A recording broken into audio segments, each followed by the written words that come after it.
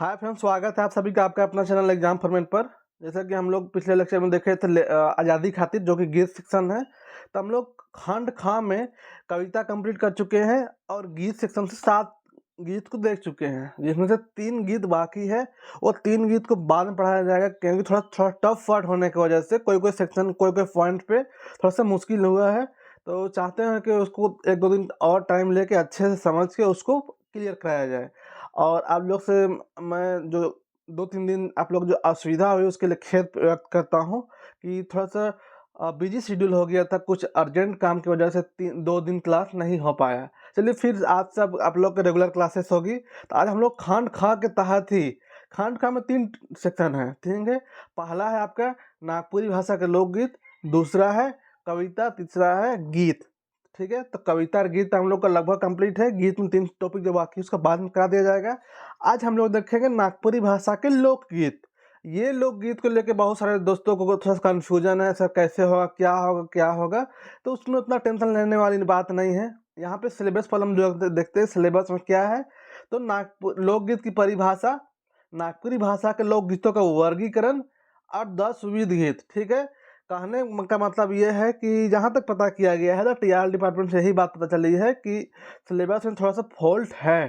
ठीक है, फॉल्ट ये भी है कि यहाँ पे आपका जो संस्कार गीत, ये 3 जो है ना, ये कहा गया है टीआर डिपार्टमेंट से। मैंने कल ही परसों ही बात किया था। तो ये सब एक्चुअली ये सब है आपका 10 गीत जो दिया है ना, 10 प्रश्न नहीं पूछेगा, 10 प्रश्न नहीं पूछेगा, उसके बारे में यहाँ पे इंडिकेट किया हुआ है।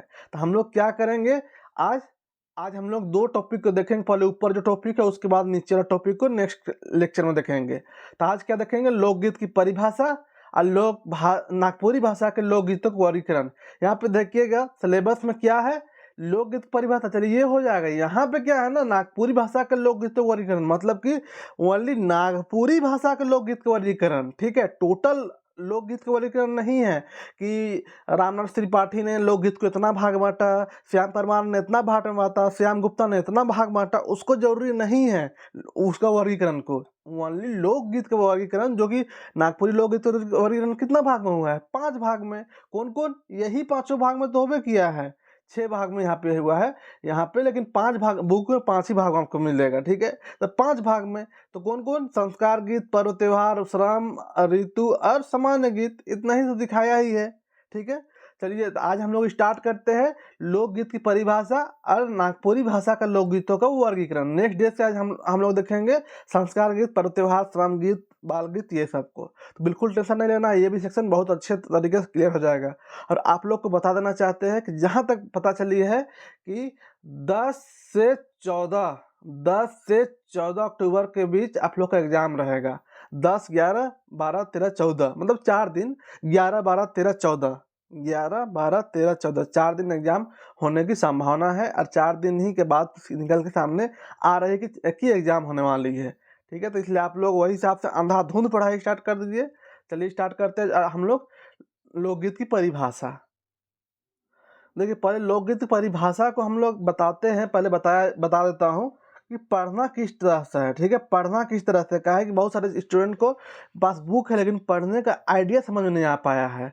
तो उसी के बारे में थोड़ा सा बता देता हूँ। फिर जो एक सेपरेट जो नोट्स बनाया हुआ है उसको लेकर आप लोग को पढ़ाया जाएगा। अभी लोकगीत परिभाषा में क्या है, प्रश्न ऐसे पूछ सकता है कि सुख दुख की भावावेशमयी अवस्था का विशेषकर गिने चुने शब्दों से में स्वर साधना के उपयुक्त चित्रण कर देना है गीत है या किसका कथन है, या ये लोकगीत की ये परिभाषा किसने दिया है। तो महादेवी वर्मा ने, यहाँ पे तो चलो क्लियर है कि यहाँ पे नाम लिख दिया है कि महादेवी वर्मा ने लिखा है। ठीक है, तो ये चीज आपको याद रखना है। लेकिन कहीं कहीं पे पता चलेगा कि आपको नहीं लिखा हुआ है। जैसे आपका देखिएगा यहाँ पे फॉर एग्जाम्पल, हाँ यहाँ पे चलिए, यहाँ पे देखिए। ठीक है, ये भी एक लोकगीत परिभाषा है कि लोकगीत ना तो नया होता है ना पुराना, वह तो जंगल के एक वृक्ष के समान है जिसकी जड़ें भूतकाल की जमीन में गहरी धंसी हुई है, परंतु जिसमें निरंतर नई डालियां, पल्लव और फल उगते हैं। ये है एक और परिभाषा आप देख सकते हैं यहाँ पे। भारतीय विद्वानों ने अपनी अपनी परिभाषाओं में क्या कहा है, लोकगीतों का मूल जातीय संगीत में है। इसको किसने कहा है, जान रहे नहीं जान रहे हैं। यहाँ पे और देखिएगा, लोकगीत उन लोगों के जीवन का संवेदपूर्ण प्रवाह है जो आदिम अवस्था में जीवन बिताते हैं। अब प्रश्न पूछ देगा, ये चीज़ दे देगा और बोल देगा कि ये किसका कथन है, तो कैसे बताइएगा? या फिर दे देगा ये चीज़ कि लोकगीत किसी संस्कृति के मुँह बोलते चित्र है, तो ये किसका कथन है? नहीं जानिएगा, कैसे जानिएगा? ये पूछ देगा कि ये फलाना राइटर का नाम दे देगा और बोलेगा कि उसका कथन कौन है, तीन ठो कथन को उठा के दे दिया, तो कैसे बताइएगा? तो इसको देखने का सबसे पहले आप लोग तरीका आना चाहिए। लगभग 90% छात्रों के पास ये बुक है, नागपुरी लोक साहित्य। जिसके पास बुक नहीं होगा उसको पीडीएफ दे दिया जाएगा, और आप लोग का जो हार्ड कॉपी डिलीवरी है लगभग 70% स्टूडेंट को मिल चुका है, और कंप्लीट कल डिस्पैच हो चुका है। कल तक में आप लोग को सबको मिल जाएगा, सबको मिल जाएगा कल तक में, ठीक है? इसलिए टेंशन नहीं लेना है। थोड़ा सा टेक्निकल एरर था 3 दिन तक, एक दिन ज़बरदस्त बहस हुई है, तो अब मिल जाएगा लगभग। आज आप लोग का डाल दिया जाएगा, जो डिस्पैच नंबर है आज आप लोग का ग्रुप में डाल दिया जाएगा, ताकि आप लोग को टेंशन ना हो, आप लोग उसको ट्रैक करते रहेंगे। तो यहाँ पे तो इसको मान लीजिए फॉर एग्जांपल भारतीय विद्वानों ने अपने अपनी परिभाषा में क्या कहा है। एक ये एग्जांपल है कि लोकगीतों का मूल जाति संगीत में है, इसी को उठा के दे देगा और बोलेगा ये किसका कथन, कैसे बताइएगा? तो देखने का तरीका पहले बताते हैं, ठीक है? तो यहाँ पे आप क्या देख रहे हैं, यहाँ पे 8 लिखा हुआ है, ठीक है? 8, तो आप लोग नीचे चल जाइएगा, बुक के नीचे चल जाइएगा, और यहाँ पे 8 कौन है? 8 ये है, तो देवेंद्र सत्यार्थी ने वो चीज़ कहा है। ध्यान दीजिएगा, देवेंद्र सत्यार्थी ने वो चीज़ कहा है। यहाँ पे फॉर एग्जांपल आप देखिएगा, लोकगीतों में संगीत और काव्य का सम्मिश्रण होता है, यह किसका कथन है? तो कैसे जानिएगा? तो यहाँ पे कितना है? 13। तो ये किसका कथन है? तो 13 नंबर वाला माँ के देखिएगा, तो कमल कोठारी का कथन है। उम्मीद करते हैं कि समझ में आ रहा होगा। ऐसे ही तो प्रश्न जो आपका पूछेगा जो परिभाषा से, तो ऐसे ही दे देगा कि लोकगीत के ऊपर ये जो परिभाषा दिया हुआ है कि लोकगीत स्वतः स्फुरन की देन है, किसका परिभाषा दिया हुआ है या किसका कथन है? तो किसका कथन है? तो यहाँ पे क्या देख रहे हैं? 15। तो 15 में किसका हम लोग समझ जाएंगे?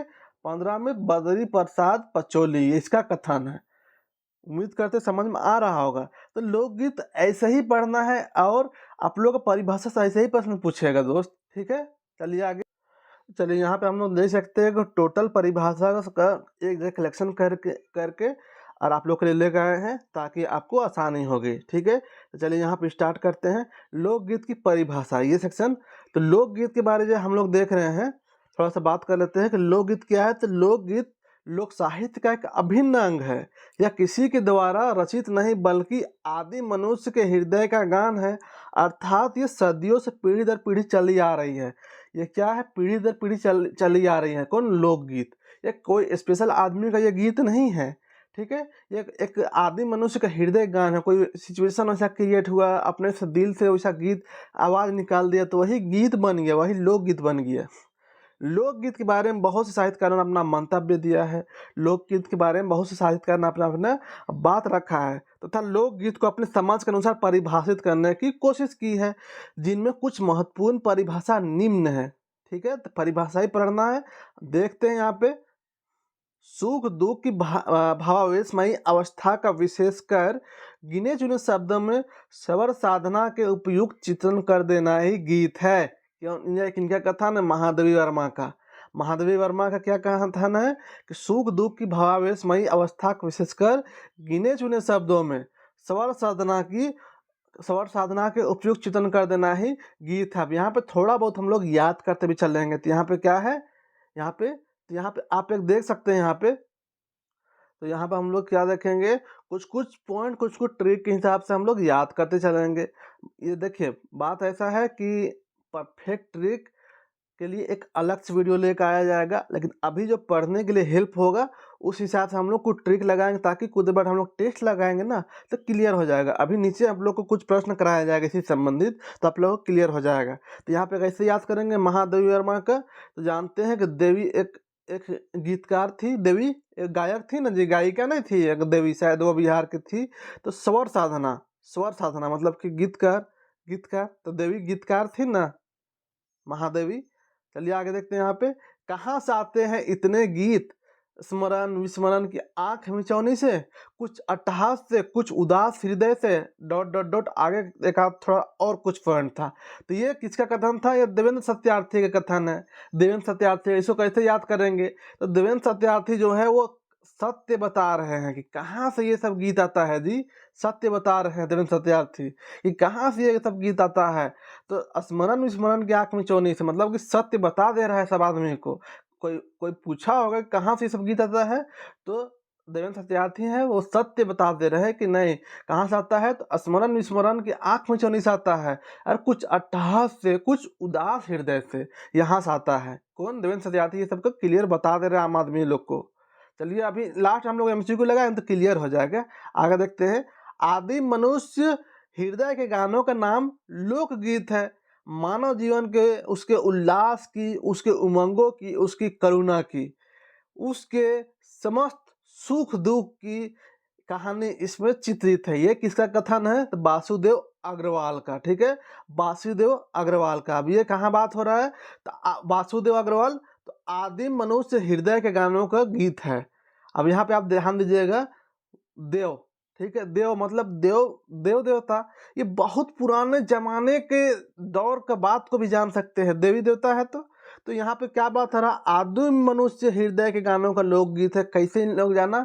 ये देव है इसीलिए जान रहा है कि आदिम जमाना सारा हम लोग तभी का 20 30 40 साल का हम लोग इंसान है, तो लेकिन देव है, वासुदेव है, तो ये 100 साल, हजारों साल, 5,000 साल पहले का बात को जान रहे हैं। इसीलिए नहीं बता रहे हैं कि आदिम मनुष्य मतलब कि आदिम काल का आदमी का हृदय का गीत गानों का नाम ही लोकगीत है।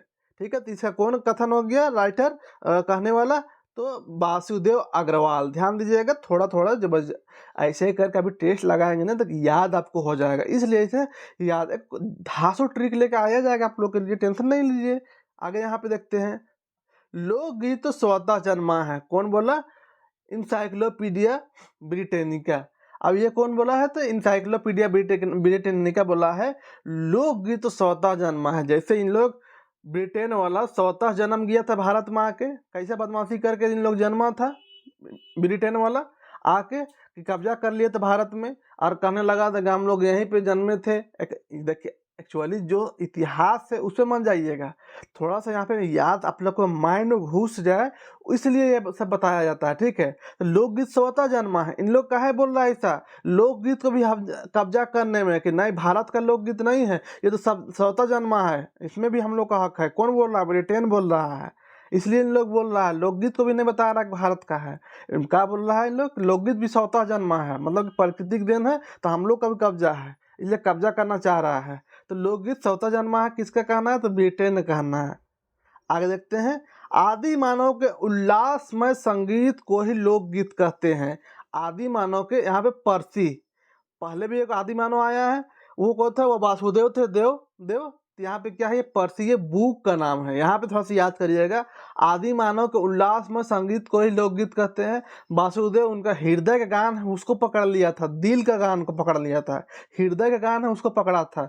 और ये क्या है? आदि मानव के उल्लास में संगीत को ही लोकगीत कहते हैं। ये क्या है? परसी मतलब ये बुक का नाम है। ठीक है, ये बुक से लिया गया है।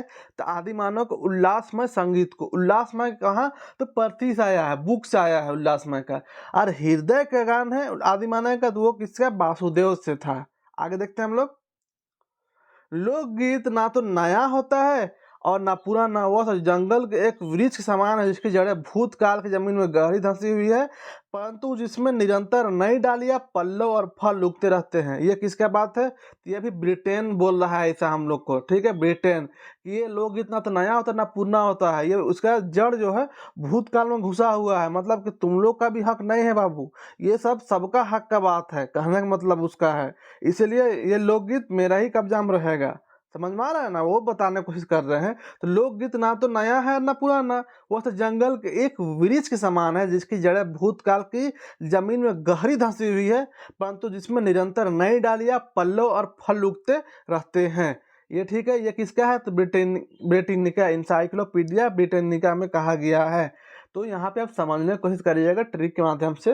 तो यहाँ पे क्या है? ब्रिटेनिका मतलब कि ब्रिटेन को ले लीजिएगा। ठीक है, वो चाह रहा है कि लोकगीत को कब्जा करे। तो वो क्या पहले क्या बताया कि लोकगीत तो स्वतः जन्मा है, मतलब कि वो तुम लोग का हक नहीं है, एक कथन बोल चुका है। दूसरा कथन क्या बोल रहा है, लोकगीत ना तो नया है ना पुराना है, इसका जड़ है वो भूतकाल में धंसा हुआ है। मतलब भूतकाल मतलब कि बहुत बीता हुआ वक्त को भूतकाल कहा जाता है, मतलब कि बहुत अंदर घुसा हुआ है इसका जड़, किसका, लोकगीत का। मतलब कि उस टाइम तुम लोग रहे भी हो नहीं होगे, तो इसका मतलब है कि भारत का भी इसमें हक नहीं है लोकगीत में, ठीक है। झारखंड का भी हक नहीं है, सबका हक है, इसलिए ब्रिटेन भी अपना हक जता रहा है। आगे देखते हैं, लोकगीत के मूल जातीय संगीत में है कौन, देवेंद्र सत्यार्थी। लोकगीत का मूल जातीय संगीत में है। एक में तो क्या है कि सबको सत्य बता दे रहा है कि कुछ अट्ठहास से आता है, कुछ आंख में चौनी से आता है। अरे कभी क्या बोल रहा है कि लोकगीत के मूल जातीय संगीत में है। मूल मतलब कि ओरिजिनल क्या चीज है लोकगीत का, वो भी अभी बता दे रहा है देवेंद्र सत्यार्थी, सत्य बता दे रहा है कि मूल जातीय संगीत में है। चलिए आगे देखते हैं हम लोग। लोकगीत उन लोगों के जीवन का श्वेतपूर्ण प्रवाह है जो आदिम अवस्था में जीवन बताते हैं। कौन बोले हैं, केवी दास बोले हैं, ठीक है, याद रखिए केवी दास बोले हैं। आगे देखते हैं, लोकगीत किसी संस्कृति के मुंह बोलते चित्र है, वासुदेव शरण अग्रवाल। ये अभी आप संस्कृति की बात कर रहे हैं, वासुदेव है तो पुराना जमाना की बात करेंगे ही, संस्कृति की बात कर रहे हैं, वासुदेव शरण अग्रवाल। आगे देखते हैं, ग्राम गीत संभवतः वह जातीय आशु कवित्व है जो क्रम या क्रीड़ा के ताल पर रख गया है। गीत का उपयोग जीवन के महत्वपूर्ण समाधान के अतिरिक्त मनोरंजन भी है। कौन, श्री सुधांशु जी बोल रहे हैं, मनोरंजन ही बोल रहे हैं श्री सुधांशु जी, ठीक है। इसमें श्री लगा हुआ है, पहला है राइटर जिसमें श्री लगाए हैं, और बुक में भी श्री आपको मिलेगा है श्री। तो ये मनोरंजन संबंधित बात किए हैं सुधांशु, इसलिए हम लोग को तो क्या चाहिए, हम लोग बच्चा है हम लोग सब, तो हम लोग को तो मनोरंजन चाहिए। मनोरंजन का अगर कोई बात करेगा तो हम लोग उसका इज्जत से नाम लेंगे ना जी, तो श्री लेके हम लोग इसका नाम लेंगे, श्री सुधांशु, समझ रहे हैं ना। ये मनोरंजन का बात की है, इसलिए इसका हम लोग नाम श्री इज्जत से लेंगे, श्री सुधांशु। चलिए आगे देखते हैं, लोकगीतों मानवीय कृतित्व की वह सामान्य धरोहर है जो विश्व मानव की भूमि पर प्राप्त हुई है। ये चंद्रशेखर भट्ट हड़ौती बोले हैं ये, ठीक है, चंद्रशेखर भट्ट हड़ौती, ये धरोहर सबका बात कर रहे हैं, चंद्रशेखर भट्ट हड़ौती। अब यहाँ पे ध्यान दीजिएगा ध्यान दीजिएगा, यहाँ पे धरोहर से क्या याद आएगा, हड़ौती से क्या याद आएगा, हड़प्पा सभ्यता याद करिएगा, हड़ौती से हड़प्पा, तो हड़प्पा सभ्यता एक धरोहर है ना जी, हड़प्पा सभ्यता का धरोहर है। तो चंद्रशेखर भट्ट हड़ौती मतलब कि हड़प्पा, सामान्य धरोहर मतलब कि ये धरोहर है। चलिए आगे देखते हैं, लोकगीतों में संगीत और काव्य का सम्मिश्रण होता है। कोमल कोठारी, सम्मिश्रण होता है, का चीज का, संगीत एवं काव्य का सम्मिश्रण होता है, संगीत कोठारी, कोमल कोठारी। संगीत कोमल होता है और काव्य से कोठारी, क से काव्य, क से कोठारी, ठीक है। तो यहाँ पे देखिए परफेक्ट ट्रिक नहीं है, ठीक है, आप लोग के लिए परफेक्ट ट्रिक बहुत शानदार तरीके से लेकर आया जाएगा, लेकिन जिसको अभी ही याद हो गया तो उसके लिए बहुत बेटर बात है। अभी हम लोग नीचे इससे संबंधित एमसीक्यू देखेंगे। तो क्या बोल रहे हैं, लोकगीत में संगीत और काव्य का सम्मिश्रण होता है, कमल कोठारी बोल रहा है ये बात को। आगे देखिएगा, लोकगीत हमारे जीवन विकास का इतिहास है, डॉक्टर तेज नारायण लाल क्या बोल रहे हैं, जीवन विकास का इतिहास है, ठीक है। तेज, कितना तेजी से हम लोग का इतिहास बढ़ा है, तो तेज नारायण, ठीक है, बहुत तेजी से हम लोग का इतिहास बढ़ा है, जीवन का इतिहास बहुत तेजी से बढ़ा है। एक बात ध्यान दीजिएगा, इससे बाहर परिभाषा से क्वेश्चन नहीं पूछेगा, हर हाल में तो नहीं प्रश्न पूछेगा, तो आप लोग याद कर लीजिएगा। आगे देखते हैं, लोकगीत स्वतः स्फुरन की देन है, ये का बद्री प्रसाद पंचोली बोला है। एक और ध्यान दीजिएगा, एक स्वतः जन्मा है, तो जन्मा कौन है, वो कब्जा करने के लिए ब्रिटेन बोला है, जन्मा है, लेकिन ये लोकगीत स्वतः स्फुरन की देन है, ये कौन बोला है, बद्री प्रसाद पंचोली। ध्यान दीजिएगा, बद्री प्रसाद पंचोली, कंफ्यूज नहीं करिएगा। आगे देखते हैं, लोकगीत रस से सने हुए हैं, लोकगीत रस से सने हुए, मोहन कृष्ण दर। अब यहाँ पे ध्यान दीजिएगा, लोकगीत रस, अब रस वाला मैटर पहला वर्ड आया है जहाँ पे रस का बात हो रहा है, पहला वर्ड आया है जहाँ पे रस का बात हुआ है, तो कृष्ण, यहाँ पे मोहन कृष्ण दर, ठीक है। तो मोहन कृष्ण दर ये राइटर है जो रस से संबंधित बात को बोले हैं, तो लोकगीत रस से सने हुए हैं। आगे देखिएगा, लोकगीत मानव हृदय की प्रवृत्ति, भावनाओं की तन्मयता, तीव्रतम अवस्था की गति है, मानव हृदय का गान वो बोले हैं वासुदेव, मानव हृदय को गान बोले हैं और वो आदिम के साथ लगाए, आदिम जोड़ के बोले हैं। यहाँ पे लोकगीत मानव हृदय की प्रवृत्ति भावना की तन्मयता की तीव्रतम अवस्था की गति है, जो स्वर या ताल का प्रधान तान देकर लय या धुन प्रधान होते हैं। ये शांति अवस्थी बोल रहे हैं, ठीक है। ताल उल तान ये सब बात कर रहे हैं, शांति फील करा रहे हैं। तन्मयता मतलब कि इत्मीनान, तन्मयता मतलब इत्मीनान टाइप से, ठीक है। तो शांति, ठीक है। आगे चलिए देखते हैं हम लोग। ग्राम गीत और लोकगीत भिन्न भिन्न होते हैं। इसके अनुसार बैलेड लोकगीत है और फोक सॉन्ग ग्राम गीत कौन बोले हैं? कृष्णदेव उपाध्याय। कृष्णदेव उपाध्याय ये बोल रहे हैं कि ग्राम गीत और लोकगीत भिन्न भिन्न होते हैं। आगे देखते हैं। ग्राम गीत प्रकृति के उद्गार है, कौन बोले हैं? पंडित राम नरेश त्रिपाठी। यहाँ पे थोड़ा सा कंफ्यूज हो सकते हैं। ग्राम गीत प्रकृति के उद्गार है तो माइंड थोड़ा सा आ सकता है कि कहीं ब्रिटेनिका तो नहीं बोला है, तो ध्यान दीजिएगा प्रकृति के उद्गार है तो पंडित राम नरेश त्रिपाठी जी ये बात बोल रहे हैं। आगे देखते हैं हम लोग। ग्राम गीत छोटे होते हैं और रचना काल की दृष्टि से आधुनिक भी हो सकते हैं।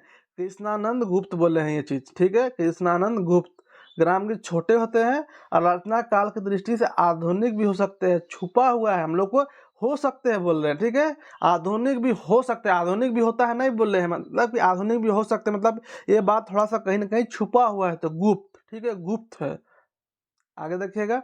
ग्राम गीत छोटा ही नहीं बड़ा भी हो सकता है। ग्राम गीत छोटा ही नहीं बड़ा भी हो सकता है। कौन बोले हैं? डॉक्टर सत्येंद्र बोले हैं ये बात को। डॉक्टर सत्येंद्र बोले हैं कि ग्राम गीत छोटा ही नहीं बड़ा भी हो सकता है। और आगे, ग्राम गीत आर्योत्तर सभ्यता के वेद श्रुति है, पंडित हजारी प्रसाद द्विवेदी। ग्राम गीत आर्योत्तर, आर्य, ठीक है, आर्य। अब वासुदेव भी कंफ्यूजन करिएगा, देव बहुत पुराने जमाना की बात कर रहे हैं, तो वहाँ पे देव क्या है ना, वो आदिम मनुष्य सब के बारे बात हुआ है। यहाँ पे आर्योत्तर तो हजारी आर्योत्तर मतलब आर्य सभ्यता कितना हजारों साल पहले की बात था, तो यहाँ पे हजारी प्रसाद याद हो जाएगा, ठीक है। आर्योत्तर सभ्यता, एक सभ्यता हजारों साल में बनती है, तो आर्योत्तर आर्य सभ्यता जो तो हजारों साल में बना था, तो पंडित हजारी, हजारी, ठीक है। तो ये आपका इतना सा आपका जो है, एक सेकेंड, हाँ, इतना सा जो गीत है ना, गीत सॉरी परिभाषा सेक्शन, तो इससे ज़्यादा परिभाषा नहीं पूछेगा, इतना जान लीजिएगा। इससे बाहर परिभाषा पूछने वाले नहीं है। इतना कर लीजिएगा तो काफ़ी, आप लोगों को पीडीएफ दे दिया जाएगा इतना करने के लिए, इतना करिएगा तो। और अभी इसके बाद हम लोग नेक्स्ट टॉपिक देखते हैं। हम लोग क्या देखेंगे? तो नेक्स्ट टॉपिक हम लोग इसका वर्गीकरण देखते हैं, लोकगीत का वर्गीकरण। उसके बाद हम लोग टेस्ट लगा लेंगे। देखिए जो सिलेबस में साफ साफ लिखा हुआ है कि नागपुरी लोकगीत का वर्गीकरण, ठीक है। नागपुरी लोकगीत का, तो हम लोग क्या फोकस करना है? नागपुरी लोकगीत पे। लेकिन क्या है कि सिलेबस में कहीं ना कहीं थोड़ा बहुत फॉल्ट है, तो हो सके हम लोग से जनरल लोकगीत का भी एक दो क्वेश्चन पूछ देते, इसलिए हम लोग थोड़ा सा देख लेते हैं, जनरल लोकगीत का भी वर्गीकरण देख लेंगे। तो लोकगीतों के वर्गीकरण में ही हम लोग देखते हैं। राम नरेश त्रिपाठी वर्गीकरण 11 श्रेणी में किए हैं। ये राम नरेश त्रिपाठी कितना श्रेणी में? 11 श्रेणी में किए हैं। डॉक्टर श्याम परमार कितना श्रेणी में किए हैं? 5 भाग में किए हैं श्याम परमार, ठीक है। परमार मतलब 5। कृष्णदेव उपाध्याय कितना श्रेणी में किए हैं? ये भी 5 श्रेणी में किए हैं। श्याम चरण दुबे कितना श्रेणी में किए हैं? ये भी 4 श्रेणी में किए हैं, ठीक है। श्याम चरण दुबे जो है वो 4 भाग में किए हैं। चलिए आगे यहाँ पे देखते हैं एक बार मोटा मोटी वर्गीकरण को। राम नरेश त्रिपाठी कितना? 11 में। श्याम परमार परमार 5। कृष्णदेव उपाध्याय कितना? 5। श्यामचरण दुबे, ये दुबक गया इसलिए ये 4 में किया है। श्यामचरण दुबे दुबक गया इसलिए 4 में किया है। अब आगे हम लोग देखते हैं मेन नागपुरी लोकगीत, हमको मेन सिलेबस में दिया है, तो वो कैसा वर्गीकरण है? तो यहाँ पे इसका 5 भाग में वर्गीकरण किया गया है। कौन? संस्कार संबंधी, ऋतु संबंधी, धरती वर्त संबंधी, विविध गीत और क्रिया संबंधी, ये 5 अब सबका यहाँ पे आप देख सकते हैं। संस्कार संबंधी में कौन कौन आता है? पुत्र जन्म, विवाह, गौना। प्रश्न पूछ सकता है कि संस्कार संबंध पुत्र जन्म कौन सा गीत के अंतर्गत आता है? ये भी पूछ सकता है आपको कि 12 मासा कौन सा गीत के अंतर्गत आता है? ऐसा आएगा। एक बार मोटा मोटी देख लेते हैं कि नागपुरी लोकगीतों का वर्गीकरण कैसा हुआ है। तो यहाँ पे संस्कार संबंधी आप देख सकते हैं, ऋतु, वर्त, क्रिया, विविध। संस्कार में पुत्र जन्म, विवाह, गौना ये सब आता है। ऋतु गीत में 12 मासा, होली आता है। वर्त संबंधी में धरती पूजा, सरहुल पूजा, जितिया, देवठान ये सब आ जाएगा। क्रिया संबंधी में रोपनी गीत, रोपनी गीत, कृषि, उद्योग गीत, ये सब। और विविध में कहा जाएगा झूमर, निर्गुण, भजन, गुदना, उदासी, ये सब आ जाएगा। ठीक है, लोकगीत से संबंधित कुछ इंपॉर्टेंट हम लोग पॉइंट देख लेते हैं। लोकगीतों के द्वारा हमारे जन जीवन के समस्त पक्षों के दर्शन होते हैं। बिल्कुल, आदिम मनुष्य हृदय के गानों का नाम ही लोकगीत है। ये भी दिखे, आदिम मतलब कि यह कृष्णदेव का काल है। लोकगीत किसी एक व्यक्ति द्वारा रचित नहीं होते हैं, ना ही सामूहिक रूप से रचे गए होते, बल्कि इसकी रचना स्वतः होती है। नागपुरी लोकगीतों में जीवन की घटनाओं का समावेश होता है। अनुष्ठानिक लोकगीत का जन्म अनुष्ठानिक लोकगीत जन्म, मरण, विवाह तथा विभिन्न अन्य संस्कारों के अवसर पर गाए जाते हैं। यह ध्यान दीजिएगा, अनुष्ठानिक लोकगीत कब गाया जाता है?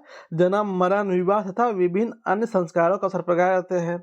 नागपुरी क्षेत्र में 16 संस्कार का वर्णन मिलता है, लेकिन नागपुरी लोकगीत में हमें शास्त्रीय संस्कार का वर्णन नहीं मिलता है। शास्त्रीय संस्कार का वर्णन नहीं मिलता है। आगे देखते हैं, अलौकिक संस्कार का संबंध अनुष्ठानिक गीतों से है। अलौकिक संस्कार का संबंध अनुष्ठानिक गीतों से है। यहाँ पे हम लोग मोटा मोटी देख लिए हैं। ठीक है, तो लोकगीत के वर्गीकरण को थोड़ा सा और हम लोग डिटेल्स में यहाँ पे देख लेते हैं, ताकि अब इससे संबंधित प्रश्न में मिलेगा तो आप लोगों को समझ में आ जाएगी। तो नागपुरी लोकगीत का वर्गीकरण कितना प्रकार से? 5 प्रकार से। कौन को? संस्कार, ऋतु, वर्त, क्रिया, विविध। अब यहाँ पे आप देखिए, संस्कार संबंधित पुत्र जन्म, विवाह, गणना, लियावन, ये है, इतना इतना आता है मान लीजिए। इसके बाद और आता है, लेकिन मोटा मोटी इतना जान लीजिएगा। 12 मासा, तो 12 मासा, होली, ये सब। वर्त संबंधी गीत तो यहाँ पे देख सकते हैं, धरती पूजा, सरहुल, कर्मा, जितिया, जन्माष्टमी, देवठान, दुर्गा पूजा, दीपावली, तुलसी पूजा, सब वर्त संबंधी है।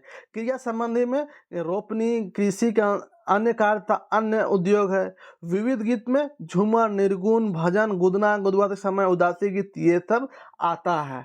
तो हम लोग यहाँ पे चलिए इससे संबंधित कुछ MCQ लगाते हैं, ताकि आपको क्लियर हो जाएगा। तो यहाँ में पहला है हम लोग, सुख दुख की भावावेशमयी अवस्था का विशेषकर गिने चुने शब्दों में स्वर साधना के उपयुक्त चित्रण कर देना है गीत है। उपयुक्त पंक्ति केकर कथन है? किसका कथन है? श्याम परमार, महादेव वर्मा, देवेंद्र सत्यार्थी, क्यों है? किसका कथन है? तो ये किसका कथन है? तो हम लोग देखे थे यहाँ पे कि स्वर साधना मतलब ये गीत हो गया। स्वर साधना क्या? गीत को मोटा मोटी बोलते हैं। तो महादेवी वर्मा, देवी से याद किए थे स्वर साधना। ठीक है, देवी गीतकार थी, अभी भी शायद गाती है, नहीं मोटी सी है। कुएं का ठंडा पानी, पीपल की छाँव रे, ये जो गीत नहीं आया था 2-3 साल पहले, 4 साल पहले, ये बहुत फेमस गीत था, वही देवी। तो स्वर साधना उसी से याद कर लीजिएगा। चलिए आगे देखते हैं हम लोग, कहाँ से आते हैं इतने गीत? स्मरण विस्मरण के आँख मिचौनी से, कुछ अट्टहास से, कुछ उदास हृदय से। ये किसका कथन है? यहाँ 4 ऑप्शन है, आप लोग को जिसको कमेंट जरूर करना है और बताना है कि कितना सही हुआ। इसका सही क्या हो जाएगा? तो सत्यार्थी, सत्य बता दिया। ठीक है, कहाँ से आता है ये सब गीत? प्रश्न था, उसको सत्य बता दिया। स्मरण विस्मरण से, कुछ अट्टहास हंसी ठिठोली से, कुछ उदास हृदय से। तो कौन? देवेंद्र सत्यार्थी। आगे देखते हैं हम लोग, आदि मनुष्य हृदय के गानों का नाम लोकगीत है। मानव जीवन के ही, उसके उल्लास की, उसकी उमंगों की, उसकी करुणा की, उसके समस्त सुख दुख की कहानी इसमें चित्रित है। केकर द्वारा कहल गलक। आदिम मनुष्य हृदय के गानों का, तो कौन? वासुदेव। आदिम काल के हृदय की बात कर रहा है, तो कौन? वासुदेव, देव। ठीक है, आगे देखते हैं, इंसाइक्लोपीडिया ब्रिटानिका में लोकगीत की परिभाषा देवल जाए है। कौन का चीज लोकगीत का परिभाषा दिया गया है? उम्मीद करते समझ में आया होगा। क्या दिया गया है? आदि मानव के उल्लास में संगीत को ही लोकगीत कहते हैं। लोकगीत का मूल जाति संगीत में है। लोकगीत स्वतः जन्मा, देख रहे हैं ना, हम लोग बोले थे ना, ये कब्जा करने के लिए क्या बोला था? लोकगीत स्वतः जन्मा है, स्फुरन की देन नहीं है। लोकगीत स्वतः जन्मा है, डायरेक्ट जन्मा ही हुआ को ये डायरेक्ट प्रूव कर रहा है कब्जा करने के लिए। आगे देखते हैं, लोकगीत ना तो नया होता है और ना पुराना, वो तो जंगल के वृक्ष के समान है, जिसकी जड़ें भूतकाल की जमीन में गहरी धंसी हुई है। अब देखिए यहाँ पे भी ध्यान दीजिएगा, यह भूतकाल वाला सब बात कर रहा है, मतलब कि दिखाना चाह रहा है कि बहुत पुराना चीज है, परंतु जिसमें नई निरंतर डालियां, पल्ले और फल उगते रहते हैं। यह किसका कथन है? ये भी इंसाइक्लोपीडिया मुंडारिका, ब्रिटेनिका, देवेंद्र सत्यार्थी, कमल कोठारी। किसका? बिल्कुल ऑप्शन ख सही हो जाएगा, ब्रिटेनिका का है। नेक्स्ट क्वेश्चन देखते हैं, हेठे देवल में से कौन सत्यार्थी का कथन नहीं है? के देवेंद्र सत्यार्थी बहुत प्रसिद्ध है, तो इनका बहुत सारा कथन आया है, तो इनमें से कौन का कथन नहीं है, इसका बताना है। ठीक है, तो लोकगीत का मूल जाति संगीत में है, ये इसी कथन है। आदिम मनुष्य हृदय के गानों का नाम लोकगीत है, ये किसका कथन है? आदि मनुष्य हृदय जी। अभिन्न बात की हम लोग, ये तो वासुदेव का ना है, तो ये नहीं है, ठीक है। बाद बाकी ये भी है, तो ऑप्शन ख इसका परफेक्ट आंसर हो जाएगा। ये दिन सत्यार्थी का कथन नहीं है के। आगे देखते हैं, लोकगीत के रूप में केबी दास का कौन कथन के महत्वपूर्ण माना जा रहा है? कौन कथन को महत्वपूर्ण माना जाता है केबी दास का? लोकगीत उन लोगों के जीवन का श्वेतपूर्ण प्रवाह है जो आदिम अवस्था में जीवन बिताते हैं। लोकगीत किसी संस्कृति के मुंह बोलते चित्र है। लोकगीत स्वतः जन्मा है, ये सौभ है। तो सतवा क्या हो जाएगा? ऑप्शन क। ये उसका कथन है जो कि बहुत इंपॉर्टेंस रखता है। आगे देखते हैं, लोकगीत में संगीत एवं काव्य का सम्मिश्रण होता है, ये कौन बोला है? यहाँ पे संगीत और काव्य मिक्सअप मतलब कि संगीत, स से संगीत मतलब संगीत कोमल होता है, काव्य क से कोठरी, इस टाइप से संगीत और काव्य को कोमल कोठरी में रखा जा रहा है, तो कोमल कोठरी ये हो गया, ठीक है। आगे देखते हैं हम लोग, लोकगीत हमारे जीवन के इतिहास इकर कहवैया कौन है? क्या इसका बोलने वाला कौन है? प्रश्न यह ऐसे ही पूछेगा। तो लोकगीत हमारे जीवन का इतिहास है, इकर कहवैया कौन है, कहने वाला कौन है? तो तेज नारायण, कोमल कोठरी, श्याम गुप्ता और श्याम परमार। तो कौन क्या है? लोकगीत हमारे जीवन का इतिहास है। हमारा इतिहास कितना तेजी से बदल रहा है उसको हम लोग को पता है, तो तेज नारायण, तेजी। आगे देखते हैं, बद्री प्रसाद पंचोली का कथन के बताओ, ऐसे कथन क्या है बद्री प्रसाद पंचोली का? लोकगीत रस से सने होते हैं, लोकगीत स्वतः स्फुरन की देन है, लोकगीत हमारे जीवन का इतिहास है, या लोकगीत मानव हृदय के प्रवृत्त भावना का तन्मयता की तीव्रतम अवस्था की गति है। यहाँ पे आप देखिए कि इसका परफेक्ट आंसर क्या हो जाएगा? तो लोकगीत स्वतः स्फुरन की देन है, ये बद्री प्रसाद पंचोली का ये कहना है, ठीक है।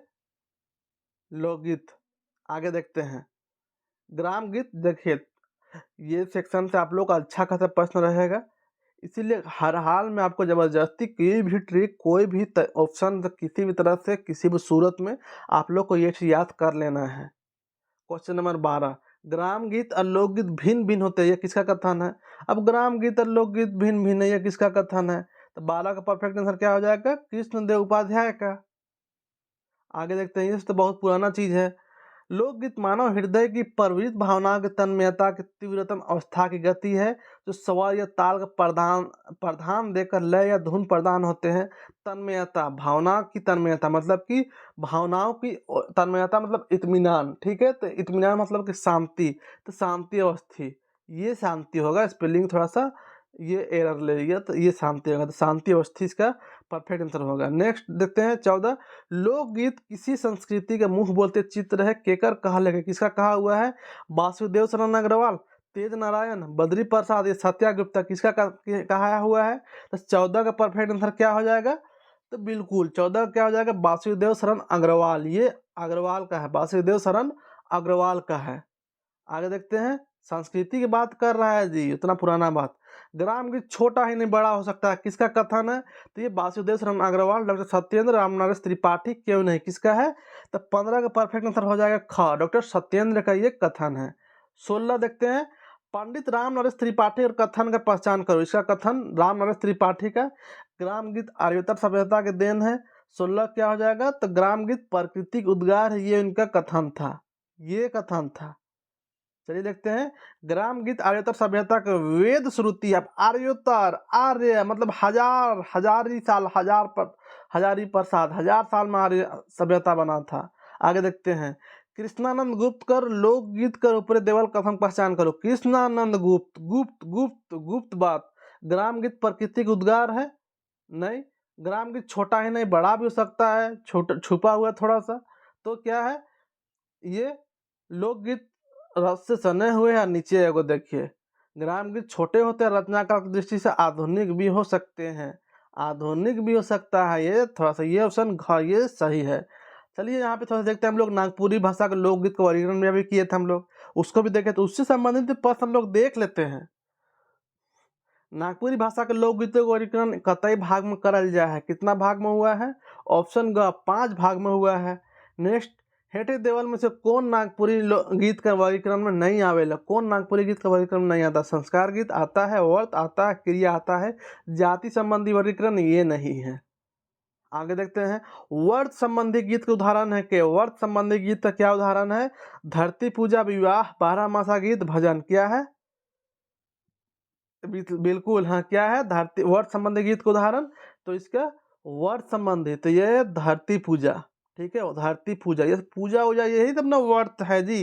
ये आगे देव उठान गीत कौन श्रेणी के गीत में आवेला? देव उठान, ये सब देव उठान तो ये वर्त का संबंधी है। आगे उदासी गीत, नागपुरी गीत विभाजन कर कौन भाग में आवेला? बहुत अच्छा प्रश्न है। उदासी वर्त संबंधी, संस्कार, क्रिया या विविध, कौन सा? याद रखें विविध में आता है ये, विविध, झूमर, उदासी सब विविध में। आगे देखिएगा संस्कार संबंधी गीत के उदाहरण है कि संस्कार संबंधी गीत के उदाहरण पुत्र जन्म, ये तो है ये संस्कार। सोहर झंझायन पुत्र जन्म में गाया जाता है, ये भी है। गौना ये शादी ब्याह वाला संस्कार, ये भी है। सौभ है। आगे क्वेश्चन नंबर 7, विविध गीत के उदाहरण है के? विविध गीत का उदाहरण बताइए। झूमर, निर्गुण, भजन, सौभ कौन है? तो इसका कमेंट करके आप लोग जरूर बताइए इसका परफेक्ट आंसर क्या है, ठीक है? तो वैसे छात्र जो पेड बैच में जुड़ना चाहते हैं उनके लिए एक नया बैच स्टार्ट हो रही है। जो जो आउटसाइडर स्टूडेंट हैं उसके लिए जानकारी है कि यहाँ पे आपको कंप्लीट सीजीएल नागपुरी कोर्स, जिसमें आपको कंप्लीट पूरा रहेगा होल सिलेबस का, जो नया बैच स्टार्ट हो रही है आपका 10 तारीख से। 849 इतना नंबर में आप पेमेंट करके आप अपना बैच को सुरक्षित करा सकते हैं, अपना सीट को सुरक्षित करा सकते हैं। तो 849 में आपको कंप्लीट क्या मिलेगा? कंप्लीट सिलेबस का मिलेगा, मतलब कंप्लीट क्लास मिलेगी आपको। टॉपिक वाइज टेस्ट मिलेगा, 12 फुल लेंथ टेस्ट मिलेगा, कंप्लीट मटेरियल का पीडीएफ मिलेगा। उसके अलावा कुछ एक्स्ट्रा मेंटरशिप मिलेगी, ठीक है? और जो कोर्स कंप्लीट के बाद जो एक्स्ट्रा जो करिकुलर होगा, एक नया एक्टिविटीज होगी, वो सब आप लोग को मिलते रहेगी। ये कंप्लीट पेड बैच के लिए कितना प्राइस पे करना होगा आपको? तो 849 रुपया पे कंप्लीट आपको मिल जाएगी, ठीक है? वैसे स्टूडेंट जिसको कंप्लीट पेड बैच, लेकिन जो ओल्ड स्टूडेंट है जो ज्वाइन नहीं किए थे, उनके लिए 699 में कंप्लीट पेड बैच किया गया है, ठीक है? ये 10 तारीख को, ये सिर्फ आपका 10 तारीख तक ही ये वैलिड है। उसके बाद और टॉप 50 स्टूडेंट के लिए ही वैलिड है। उसके बाद इसका प्राइस इंक्रीज कर जाएगा, जो कि हमेशा होता आया है, इस बार भी इंक्रीज करेगा। जिसको एडमिशन कराना है वो जल्द से जल्द करा सकते हैं, ठीक है? तो ये नया बैच आपका 10 तारीख से स्टार्ट हो रही है, कंप्लीट पेड बैच। इसमें आपको कंप्लीट क्लासेस मिलेगी, कंप्लीट मेंटरशिप मिलेगी। उसके अलावा आपको टॉपिक वाइज टेस्ट रहेगी, फुल लेंथ मिलेगी, कंप्लीट मटेरियल मिलेगा। इसके अलावा जो एक्स्ट्रा जो मटेरियल बनते रहती है वो आपको ग्रुप में मिलते रहेगी, ठीक है? एग्जाम तक जो भी नया एक्स्ट्रा करिकुलर होगी, मतलब एक्स्ट्रा एक्टिविटीज होगी, वो आपको उसका बेनिफिट्स आपको मिलते रहेगा। तो कंप्लीट पेड बैच कितना है? 849। ओल्ड स्टूडेंट के लिए 699। आज जिसको ओनली एमसीक्यू चाहिए, आउटसाइडर वैसा स्टूडेंट जिसको ओनली एमसीक्यू चाहिए, एमसीक्यू कंप्लीट मिलेगा, ठीक है? कंप्लीट। उसके अलावा एग्जाम तक जो भी नया नया मटेरियल बनते रहेगा, उस आपको एक पेड बैच का एक लिंक दिया जाता है, वहाँ पे आपको ऐड होने का रहता है और वहाँ पे आपको मटेरियल मिलना स्टार्ट हो जाएगा कुछ दिन से। पूरा जो नया नया, ऐसा नहीं होता है यार कि कोई नोट्स दे दिया उसको पी गए हो गया, ऐसा नहीं होता है। आपको 3 करोड़ इंसान में आपको टॉप 11 टीम में हम आपको मेरा नोट्स बना देगा आपको टॉप 11 में। लेकिन जेएसएससी कैसा किसको चुनेगा? जेएसएससी चुनेगा आपका विराट कोहली और महेंद्र सिंह धोनी जैसा प्लेयर को, आपको टॉप 11 में नोट्स बना देगा। एकदम गारंटी है कि टॉप 11 में आप बन जाइएगा। पूरा 3 अरब इंसान में आप टॉप 11 में आप आ जाइएगा, ठीक है? नोट्स पढ़ लीजिएगा, क्लियर कर लीजिएगा। तो लेकिन जेएसएससी किसको खोजेगा? वो विराट कोहली और महेंद्र सिंह धोनी जैसा प्लेयर खोजेगा। तो वो आपको नोट्स पीने से थोड़े हो जाता है। उसके अलावा जो कुछ एक्स्ट्रा जो मटेरियल, एक्स्ट्रा जो क्रिएटिविटी होती है, वो आपको मिलते जाएगा। उससे आप टॉप 11 में के अलावा फिर विराट कोहली और धोनी बन जाएंगे, तब आपका फिर सिलेक्शन होगा। तो कहने का मतलब है कि आपको जिसको मटेरियल लेना है 499 पेमेंट करके ले सकते हैं। और ये जो पेड बैच चाहते हैं वो 849 में ये सबसे बेटर है पेड बैच, ठीक है? यहाँ पे आपको मटेरियल मिल जाएगा, क्लास मिल रही है, topic wise test, 12 full length test, यही मिल रही है। और ओल्ड स्टूडेंट के लिए ज़्यादा बेटर है ये बहुत जल्द ये ऑफर खत्म हो जाएगा, मात्र 50 स्टूडेंट के लिए है। यहाँ पे क्या क्या मिलेगा नोट्स में आप देख सकते हैं, यहाँ पे दिया हुआ है विस्तृत रूप से, आप लोग देखे ही होंगे। तब कॉल करना, व्हाट्सअप करना कोई जरूरी नहीं है, डायरेक्ट फ़ोन पे या पेटीएम का इस नंबर पे और इसी में स्क्रीनशॉट भेज दे। दोनों में किसी में भी स्क्रीनशॉट कर सकते हैं। कोशिश करिएगा व्हाट्सअप नंबर जो दिया हुआ है वहीं पे स्क्रीनशॉट शेयर करें। चलिए, तो उम्मीद करते हैं कि आप लोगों को समझ में आ गया होगा। और यहाँ पे ज़बरदस्त तरीके से आप लोगों को क्लास मिलती रहेगी, कंप्लीट कराया जाएगा अगस्त में। और 11 से 14 अक्टूबर के बीच आप लोग एग्ज़ाम का शेड्यूल बना है। कुछ दिन बाद इसका नोटिस मिल जाएगा, टेंशन नहीं लेना है जेएसएससी की ओर से। तो वही हिसाब से आप लोग को अंधाधुंध तैयारी करना पड़ेगा। चलिए नेक्स्ट क्वेश्चन हम लोग देख लेते हैं क्या था। नेक्स्ट क्वेश्चन था हम लोग का क्वेश्चन नंबर 7 का कि विविध गीत का उदाहरण क्या है? तो इसका उदाहरण झूमर, निर्गुण, भजन सब। तो इसका कमेंट करके आप लोग जरूर बताइएगा इसका परफेक्ट आंसर क्या है। ठीक है दोस्त, जिसको पेड बैच में जुड़ना होगा जरूर कमेंट करिएगा और पेमेंट करके स्क्रीनशॉट शेयर कर लीजिएगा। 10 तारीख से स्टार्ट होने वाली है। चलिए मिलते हैं नेक्स्ट वीडियो में, तब तक के लिए अपना ख्याल रखिए। और जो पेड बैच में जो स्टूडेंट जुड़े हुए हैं उनको बता देना चाहता हूँ कि रात में 9 बजे आज टेस्ट लिया जाएगा। किसका टेस्ट लिया जाएगा? तो जो आपका जो आज़ादी खातिर जो गीत हुआ था उस टॉपिक से आपका टेस्ट रहेगी, रात में टॉपिक वाइज टेस्ट रहेगी। और अब कल इसका जो कल थोड़ा-सा एक सेक्शन और पढ़ाया जाएगा गीत लोकगीत का, ये गीत सेक्शन का जो पढ़ाया आज पढ़ाया, कल एक सेक्शन और पढ़ाया जाएगा और कल आप लोगों का दोनों से कंबाइंड फिर टेस्ट रहेगी। चलिए मिलते हैं नेक्स्ट वीडियो में, तब तक के लिए आपका धन्यवाद। अपना ख्याल रखिए, मन लगा के पढ़िए, दमादुर पढ़िए।